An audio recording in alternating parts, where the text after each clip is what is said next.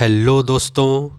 आज हम जानने की कोशिश करेंगे अंडमान और निकोबार के बारे में कुछ इम्पॉर्टेंट फैक्ट। जो सबसे पहला फैक्ट ये है कि अंडमान निकोबार बे ऑफ बंगाल में लोकेटेड है, जो कि इंडिया का एक अभिन्न अंग है। भारत का सबसे सदर्न पार्ट भी अंडमान और निकोबार में है, जिसको हम ग्रेट निकोबार, जिसको हम इंदिरा पॉइंट के नाम से जानते हैं, जिसको पिग्मिलियन पॉइंट भी कहते हैं, जो कि ग्रेट निकोबार में लोकेटेड है। सबसे पहले अंडमान और निकोबार के बीच में 10 डिग्री चैनल आता है। 10 डिग्री चैनल आता है अंडमान निकोबार के बीच में। यानी ये कहने का मतलब ये है कि अंडमान निकोबार को डिवाइड करता है 10 डिग्री चैनल। और अगर हम मैप को जूम करते हैं तो ये ग्रेट निकोबार आता है। यहीं पर भारत का सबसे सदर्न पॉइंट, जो कि सबसे दक्षिणतम बिंदु है, इंदिरा पॉइंट, जिसको हम पिग्मिलियन पॉइंट के नाम से भी जानते हैं। तो इंदिरा पॉइंट या पिग्मिलियन पॉइंट जो कि ग्रेट निकोबार का पार्ट है।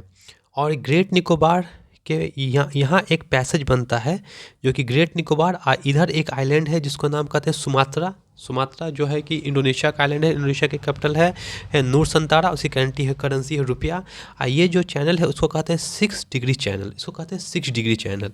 ओके, अब हम अंडमान को कुछ जानने की कोशिश करेंगे। सबसे बेसिकली ये पूरा अंडमान का पार्ट है। बेसिकली ये पूरा का पूरा अंडमान का पार्ट है।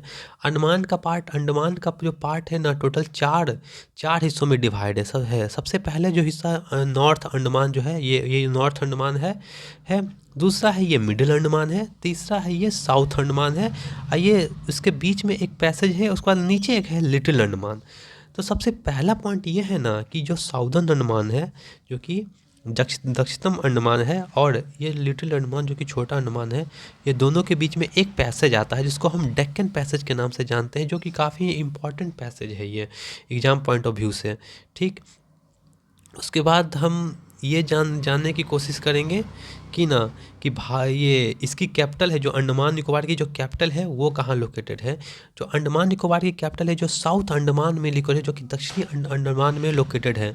तो ये बहुत पता होना चाहिए, बहुत ही इंपॉर्टेंट पॉइंट है कि जो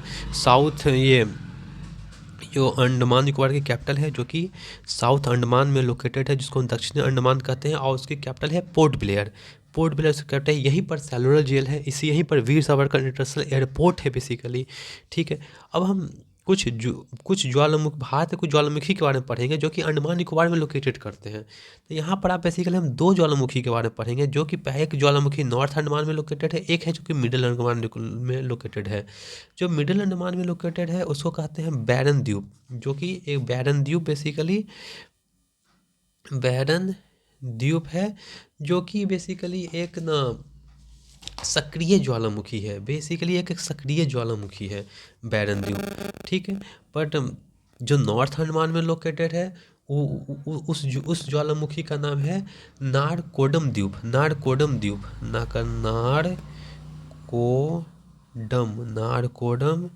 द्वीप, जो कि एक सुसुप्त ज्वालामुखी है, जो कि एक मरा हुआ ज्वालामुखी है, डेड ज्वालामुखी है।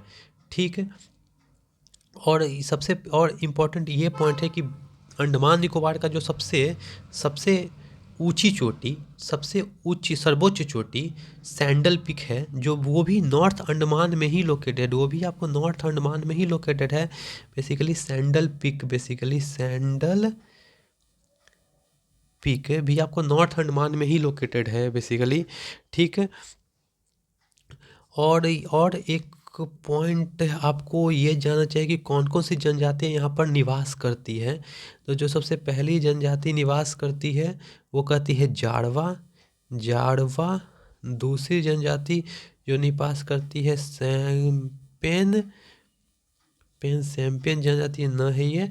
और तीसरी जनजाति है वो सेंटलीच की जनजाति है, जो कि काफ़ी खतरनाक जनजाति मानी जाती है, जो कि एक संरक्षित क्षेत्र में है, सेंटलीज जनजाति है। तो 3 जनजाति के बारे में हम जान भी लिए।